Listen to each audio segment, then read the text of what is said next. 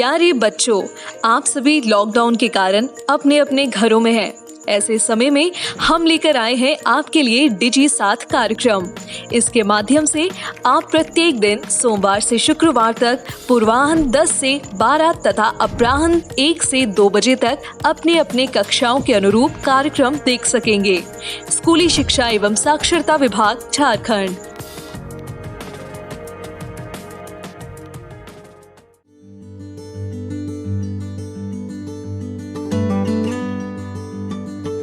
जोहार, JCERT की digital शाला में आपका स्वागत है।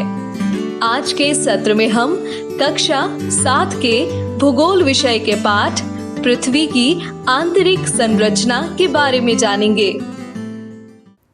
प्यारे बच्चों, आप सभी का JCERT द्वारा संचालित डिजी साथ कार्यक्रम में स्वागत है।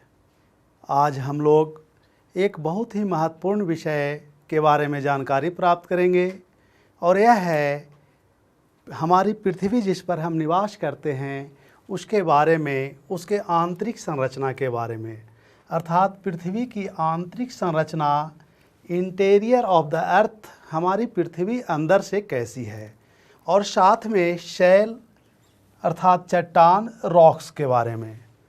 तो आइए हम लोग पृथ्वी की आंतरिक संरचना के बारे में जानकारी प्राप्त करते हैं। हमारी पृथ्वी अंदर से कैसी है, इसके बारे में हम लोगों का ज्ञान ज़्यादातर अप्रत्यक्ष स्रोत, इनडायरेक्ट सोर्सेज पर आधारित है, क्योंकि हमारी पृथ्वी जो ऊपर से ठोस है, यह इसका सेंटर 6371 किलोमीटर है। तो इतनी गहराई तक प्रत्यक्ष रूप से जाकर देखना संभव नहीं है। अधिक से अधिक दक्षिण अफ्रीका में और रूस में 5 से 6 किलोमीटर तक गहरी खान यानी खनिज निकालने का खनन केंद्र खोदा गया है, तो वहाँ तक की जानकारी प्रत्यक्ष रूप से मिल पाती है। लेकिन उसके अंदर के बारे में जानने के लिए हमें अप्रत्यक्ष स्रोत पर आश्रित रहना पड़ता है। तो आइए सबसे पहले हम लोग पृथ्वी के आंतरिक संरचना के जानने के सोर्सेज को देखते हैं। कौन कौन से प्रमुख स्रोत हैं पृथ्वी की आंतरिक संरचना जानने के महत्वपूर्ण स्रोत?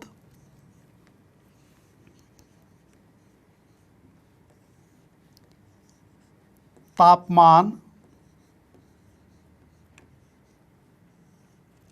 Temperature,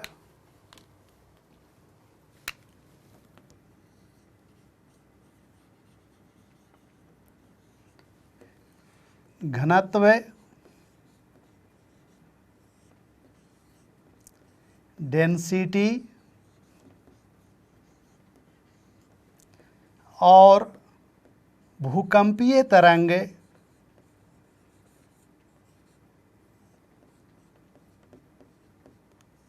seismic waves.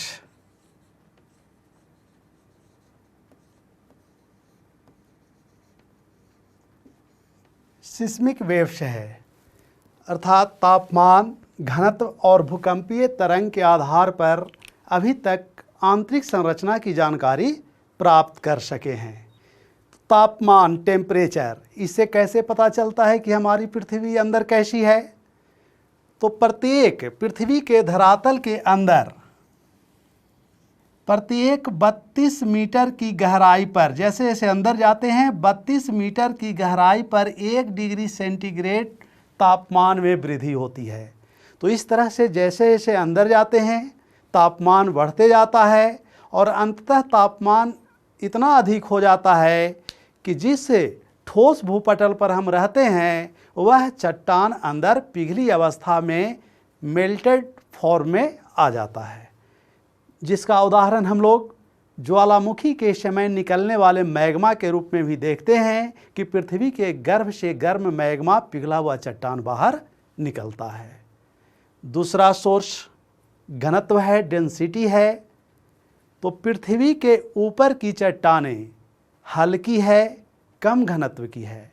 पृथ्वी के ऊपर की चट्टानें, सतह की भूपर्पट्टी की चट्टानें 2.67 घनत्व वाली है और जैसे जैसे अंदर जाते हैं घनत्व बढ़ता जाता है। केंद्रीय भाग का घनत्व 11 से 13 के आसपास है और संपूर्ण पृथ्वी का औसत घनत्व 5.5 है। तो इससे पता चलता है कि ऊपर में हल्की चट्टानें हैं और जैसे जैसे अंदर जाते हैं भारी चट्टानें होते जाती है, घनत्व बढ़ता जाता है।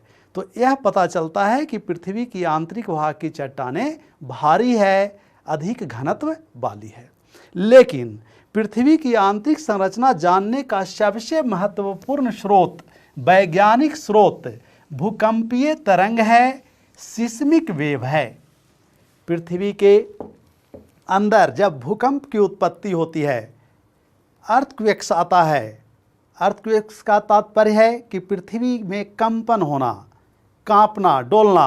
तो जब आंतरिक ऊर्जा शक्ति के कारण पृथ्वी के भूपटल में कंपन उत्पन्न होता है अर्थात भूकंप आता है, तो उस समय मुख्य रूप से 3 प्रकार की भूकंपीय तरंग अर्थात ऊर्जा तरंग की उत्पत्ति होती है, जिसे सिस्मिक वेव कहते हैं। और ये भूकंपीय तरंग पी वेव अर्थात primary wave, S wave S तरंग अर्थात सेकेंडरी वेव तथा एल तरंग अर्थात lateral wave, primary wave, secondary wave और लैटरल वेव के रूप में उत्पन्न होती है। अब इसको देखते हैं इस चित्र में कि यह पृथ्वी के अंदर किस प्रकार से चलती है।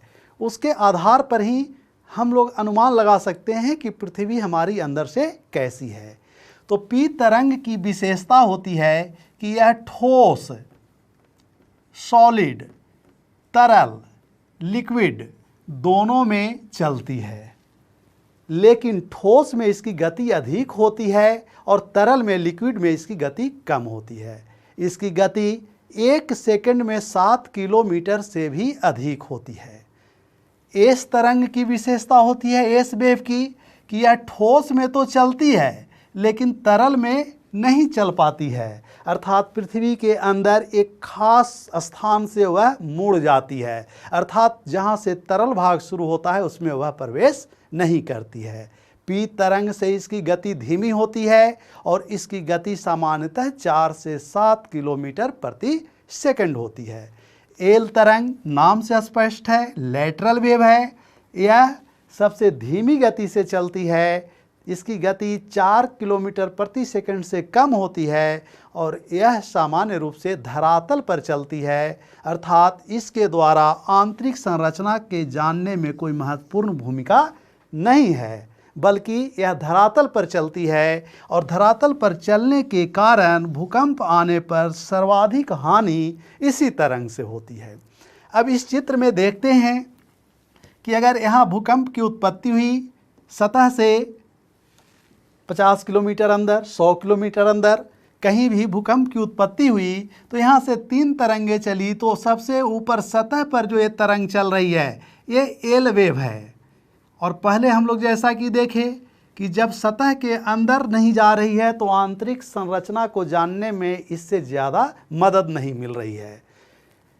दूसरा, ये लाल वाला जो तरंग देख रहे हैं तो ये लाल तरंग ये पी वेव है, ये चल रही है, इसकी गति तेज है लेकिन बीच में धीमी हो गई है, डगमगा गई है और उसके बाद फिर इसकी गति केंद्र में तेज हो गई है। तो यहाँ देख रहे हैं कि कुछ भाग ऐसा है जिसमें इस पी तरंग की गति तेज है और फिर इसकी गति धीमी हो गई है और फिर केंद्र में गति तेज हो गई है। तो इस तरह से ये पता चल रहा है कि पृथ्वी के आर पार ये तरंगें चल रही है पी वेव, लेकिन एक खास भाग में इसकी गति कम हो जा रही है। यानी पहली विशेषता देखें कि ठोस में तीव्र गति से चलती है और तरल में धीमी हो जाती है, अर्थात इससे पता चल रहा है कि हमारी पृथ्वी के अंदर एक ठोस भाग है और एक तरल भाग है। अब एस वेव को देखते हैं तो ये जो हरे रंग से दिखाया गया है यह एस वेव है और एस वेव की विशेषता देख रहे हैं कि यह ठोस में चलती है, तरल में नहीं। ये देख रहे हैं कि भूकंप की उत्पत्ति हुई और कुछ दूरी तक चलने के बाद यह मुड़ गई है, पृथ्वी को बीचे बीच पार नहीं कर रही है, पी तरंग की तरह। अर्थात जहाँ से मुड़ रही है वहाँ से तरल अवस्था है, और पी तरंग भी उसी भाग में धीमी गति से बढ़ रही है, अर्थात बीच में एक ऐसा भाग है जो तरल है। तो इन भूकंपीय तरंगों से स्पष्ट हो रहा है कि हमारी पृथ्वी की आंतरिक संरचना कई परतों में बटा हुआ है, और वह परत भी संकेंद्रीय परत के रूप में है। ये गोल गोल देख रहे हैं, कॉन्सेंट्रिक जोन के रूप में है, और सामान्य रूप से 3 परत के रूप में है। सबसे ऊपर वाला परत यह ठोस है, सॉलिड है। उसके बाद बीच वाला परत यह लिक्विड है, तरल अवस्था में है, और सबसे बीच वाला भाग जहाँ पी तरंग फिर तीव्र हो रही है, यह भी केंद्रीय भाग सॉलिड है, ठोस अवस्था में है। लेकिन यह सॉलिड भाग ठोस अवस्था में है, गैसीय है, और चारों ओर से पैक हो जाने के कारण यह इतना टाइट हो गया है कि वह ठोस रूप में प्रतीत होता है। तो इस तरह से पृथ्वी की आंतरिक संरचना में हम 3 भाग देख रहे हैं, और इन स्रोतों के आधार पर, जिसमें सबसे महत्वपूर्ण भूकंपीय तरंग है, पृथ्वी को 3 संकेंद्रीय परत में विभाजित किया गया है। यह संकेंद्रीय परत क्रस्ट अर्थात भूपरपट्टी, मेंटल अर्थात प्रवार, और कोर अर्थात क्रोड़ के रूप में है। सबसे बाहरी परत क्रस्ट यानी भूपरपट्टी या अर्थ क्रस्ट, बीच वाली यह परत जिसको मेंटल कह रहे हैं यह प्रवार है, और सबसे आंतरिक परत जो कोर है इसे क्रोड़ भी कहते हैं। तो ये 3 प्रकार के परत में विभाजित है। अब ये भूपरपट्टी बाहरी परत क्या है? तो यह ठोस है, ठोस चट्टानों से बना हुआ है, हल्के चट्टान से निर्मित है। इसमें ग्रेनाइट की अधिकता है जिसका घनत्व कम है। इसकी मोटाई अगर देखते हैं पृथ्वी पर बाहरी परत की मोटाई, तो सबसे ऊपर हमारा पृथ्वी का भूपृष्ठ ऊबड़ खाबड़ है, इस तरह से है। अब ये उठा हुआ भाग महाद्वीप है,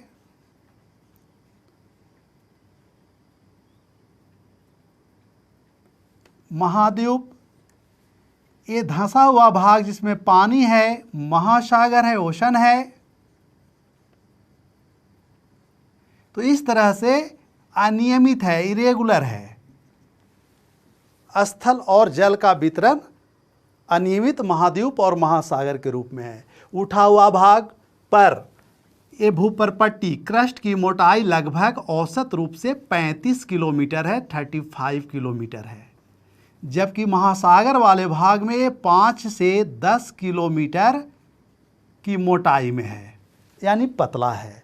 उठा हुआ भाग हल्के चट्टान ग्रेनाइट से बना हुआ है जिसके कारण घनत्व कम है, जबकि धंसा हुआ भाग जिस पर महासागर है ये मूलतः बैसाल्ट से बना हुआ है जिसका घनत्व अधिक है, अर्थात भारी चट्टान से बना हुआ है।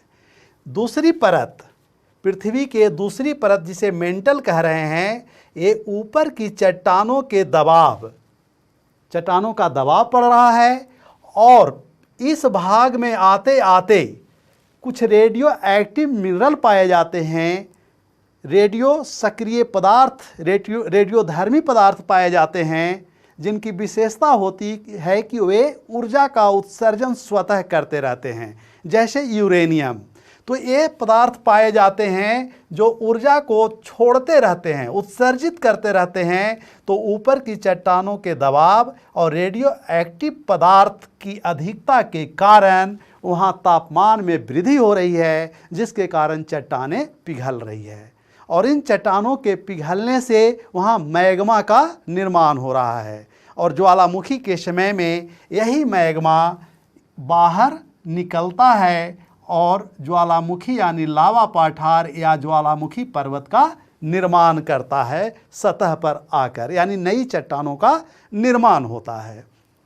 इसकी गहराई, इस भाग की गहराई 2900 किलोमीटर तक है, यानी मेंटल की गहराई 2900 2900 किलोमीटर तक है। अब यहाँ थोड़ा सोचिएगा कि क्या अचानक ठोस से तरल अवस्था में चट्टानें बदल जाती है?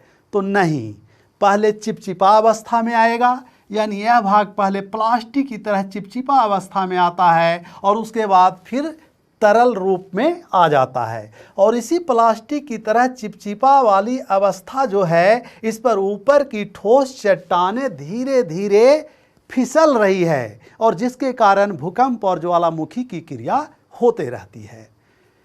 ये मेंटल, जिसमें मैग्मा है। इसके बाद तीसरा आंतरिक परत जो सबसे केंद्र में है, इसे कोर या करोड़ कहते हैं।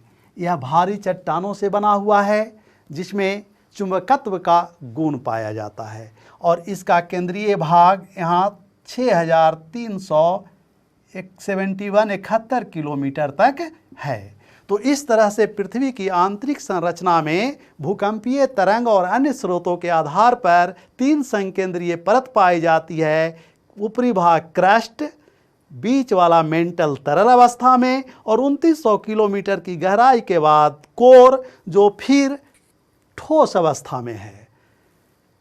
इन स्रोतों के आधार पर और अन्य अध्ययनों के आधार पर, रासायनिक संरचना के आधार पर भूगर्भ शास्त्री एडवर्ड स्वेस ने पृथ्वी की आंतरिक संरचना को 3 वर्ग में विभाजित किया है। इसके आंतरिक संरचना में सबसे बाहरी परत सियाल है, बीच वाला परत सीमा है और सबसे केंद्रीय परत नीफे है। अब इसकी क्या विशेषता है?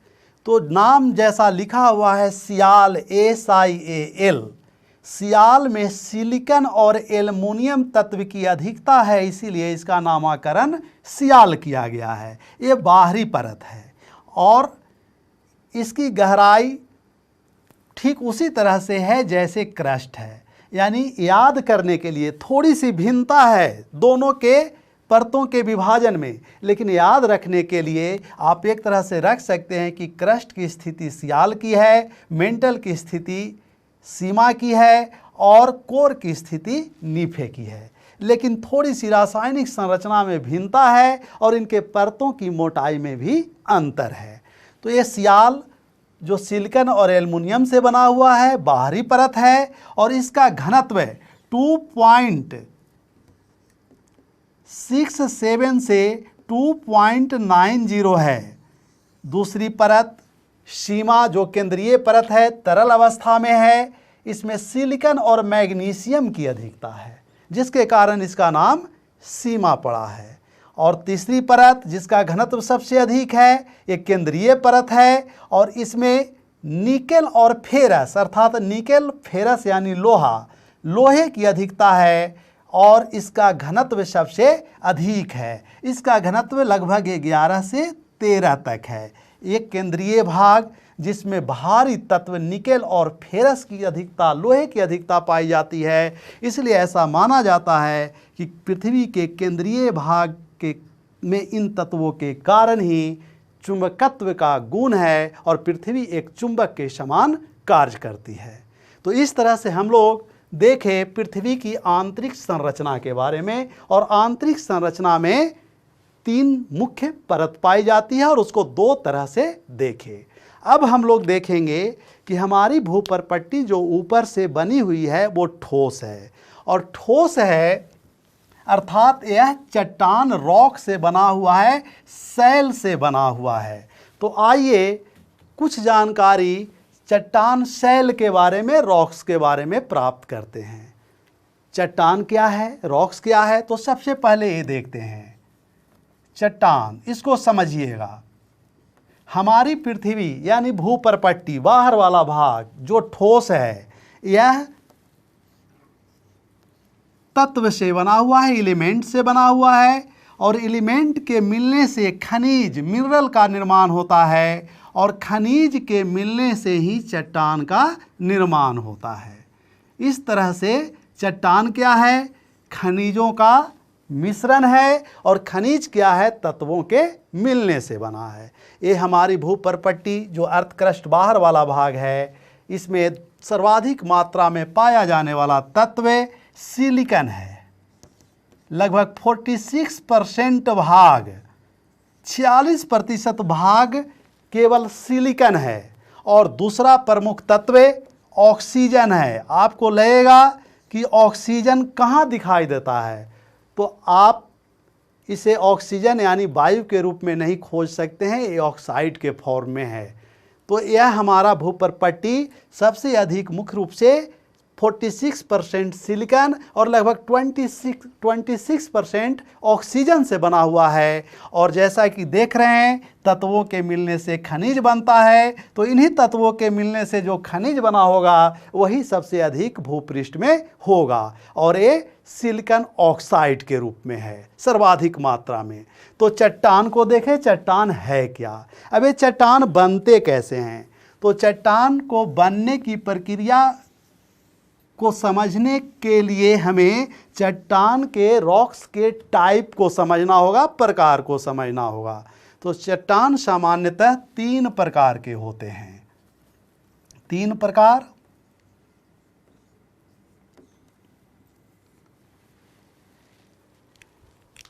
फर्स्ट, आग्नेय चट्टान, आइगेनियस रॉक्स। आग्नेय चट्टान, आइगेनियस रॉक्स। दूसरा, परतदार या अवसादी चट्टान, सेडिमेंट्री रॉक्स।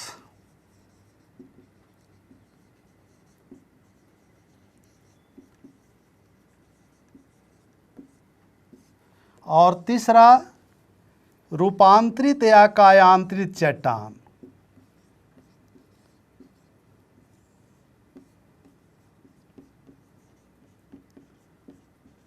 Metamorphic rocks.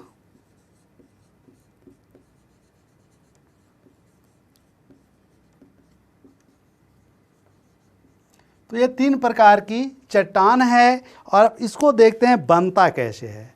तो मूल रूप से आग्नेय चट्टान का निर्माण होता है, और आग्नेय चट्टान से ही अन्य चट्टानों का निर्माण होता है। इसलिए आग्नेय चट्टान को मदर रॉक्स भी कहते हैं, आधारभूत चट्टान भी कहते हैं।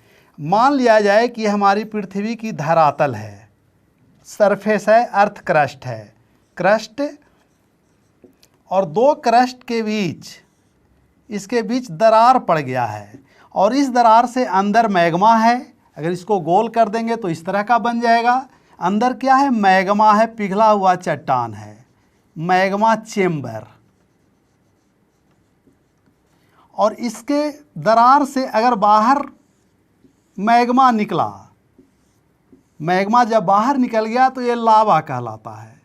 अर्थात मैग्मा में क्या है? चट्टान का पिघला हुआ भाग है, गैस है, जलवाष्प है, वेपर है। और जब ये बाहर निकलकर ठंडा होने लगता है तो ठंडा होने की प्रक्रिया में जलवाष्प और गैस अलग हो जाता है, और बच जाता है केवल पिघले हुए चट्टानी टुकड़े जो ठंडे होकर ठोस रूप में आ जाते हैं, चट्टान का रूप ग्रहण कर लेता है। तो यही गैस विहीन, जलवाष्प विहीन मैग्मा ही बाहर आकर लावा कहलाता है, और इसके ठंडे होने से ये आग्नेय चट्टान का निर्माण होता है। तो मूल रूप से आग्नेय चट्टान बनता है, आइगेनियस रॉक्स बनता है। चूँकि ये गर्म है, पिघला हुआ है, इसलिए इसका नाम आग से बना, आग्नेय हो गया। अब आग्नेय चट्टान जब अंदर से बाहर निकलता है तो ये 2 प्रकार से ठंडा होता है।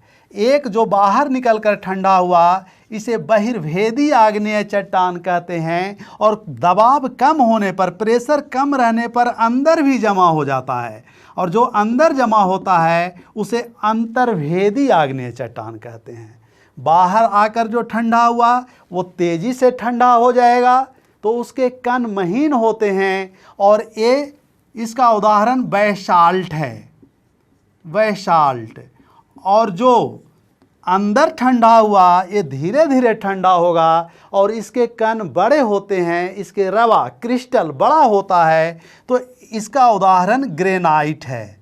यानी दो प्रमुख आग्नेय चट्टान के उदाहरण हो गए बैसाल्ट और ग्रेनाइट। बाहर बहिर्भेदी का उदाहरण बैसाल्ट और अंदर ठंडा होने वाला अंतर्भेदी आग्नेय चट्टान का ग्रेनाइट। आप अगर भारत में पश्चिम भारत को देखेंगे तो महाराष्ट्र क्षेत्र में नाम सुने होंगे दक्कन लावा पठार। दक्कन लावा पठार इसी प्रक्रिया से बना है, बैसाल्ट चट्टान से बना हुआ है। और चूंकि बैसाल्ट का रंग काला होता है तो उन चट्टानों के टूटने फूटने से ही उस भाग में मिट्टी, काली मिट्टी का निर्माण हुआ है। अब आग्नेय चट्टान के बाद दूसरा प्रमुख प्रकार है परतदार या अवसादी चट्टान। तो अवसादी क्या है? अवसाद मतलब सेडिमेंट्स। अवसाद का अर्थ हुआ सेडिमेंट्स। और सेडिमेंट्स क्या है? तो चट्टानों के टूटे फूटे हुए महीन कण को मलबा सेडिमेंट्स या अवसाद कहते हैं। तो जब आग्नेय चट्टान अपर्दन या ऋतुक्षरण के कारण, अपर्दन इरोजन और ऋतुक्षरण वेदरिंग, तो इरोजन और वेदरिंग के कारण टूट फूट कर एक स्थान से दूसरे स्थान पर प्रवाहित होकर परत दर परत जमा होते रहते हैं, तो उससे बनने वाले चट्टान को ही अवसादी या परतदार चट्टान कहते हैं।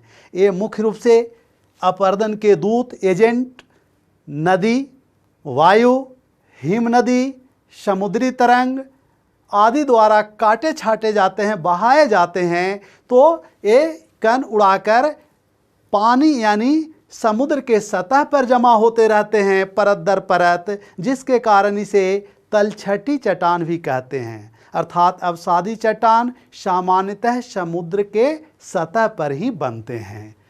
तो अवसादी चट्टान जिसका उदाहरण सेल है, सेल, चूना पत्थर, लाइमस्टोन नाम सुने होंगे, देखे होंगे, चूना पत्थर, बलुआ पत्थर आदि है। तीसरे प्रकार का चट्टान रूपांतरित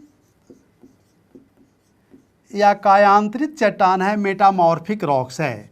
अब नाम से ही पता चल रहा है रूपांतरित चट्टान यानी पहले की चट्टानों के रूप में परिवर्तन हो जाना, रासायनिक संरचना में परिवर्तन हो जाना। तो पहले की कौन सी चट्टानें अभी हम लोग देख रहे थे? एक आग्नेय, आग्नेयश, और दूसरा परतदार या अवसादी चट्टान। तो इन दो चट्टानों के रूप में परिवर्तन हो जाने से रूपांतरित या कायांतरित बनता है। परिवर्तन क्यों होता है? तो अधिक ताप एवं दाब के कारण। जब आग्नेय या परतदार चट्टान पर अधिक ताप एवं दाब पड़ता है तब उसके रासायनिक संरचना और रूप में परिवर्तन हो जाता है और एक नए प्रकार की चट्टान का निर्माण होता है जिसे रूपांतरित चट्टान कहते हैं। जैसे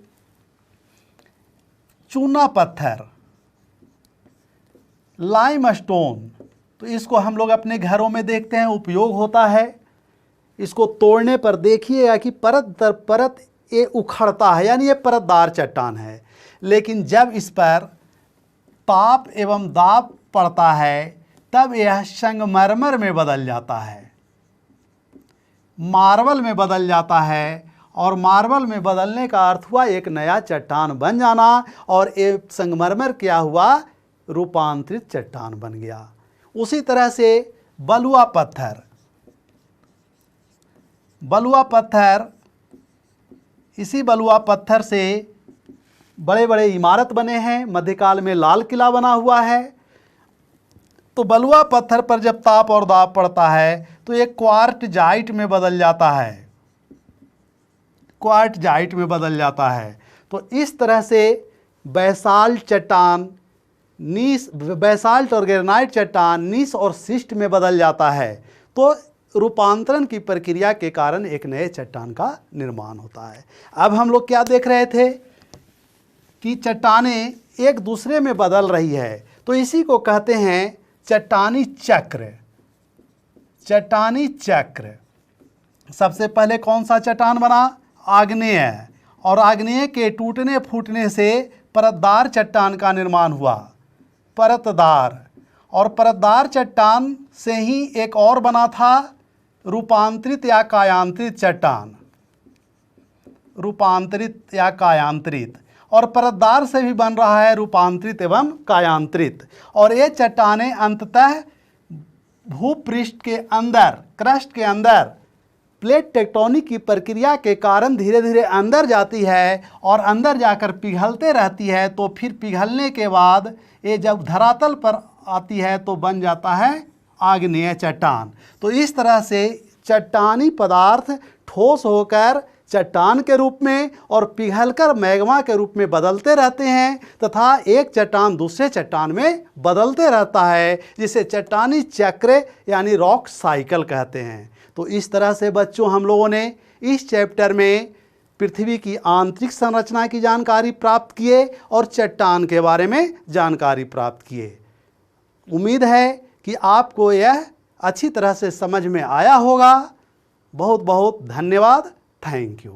इस प्रसारण से संबंधित सुझाव, अपने प्रश्न इत्यादि आप हमें jcertrg@gmail.com तथा टोल फ्री नंबर 1800 5728 585 पर संपर्क कर सकते हैं।